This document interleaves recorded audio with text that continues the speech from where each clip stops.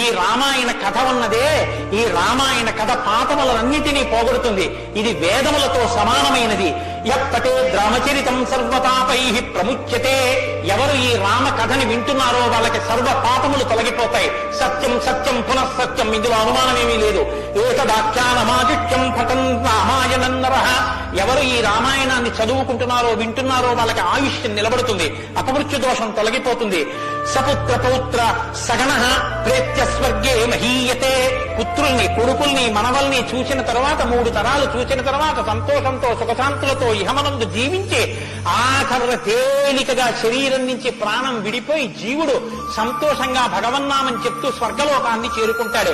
ఇంతటి గొప్ప అనుభూతిని ఐశ్వర్యాన్ని అనుగ్రహించగలిగినటువంటి శక్తి కలిగినటువంటిది రామాయణం. కాబట్టి ఎల్లరూ ఈ రామాయణాన్ని చదువుకోవాలి, వినాలి, ధరించాలి అని నారద మహర్షి వాల్మీకి మహర్షికి చెప్తే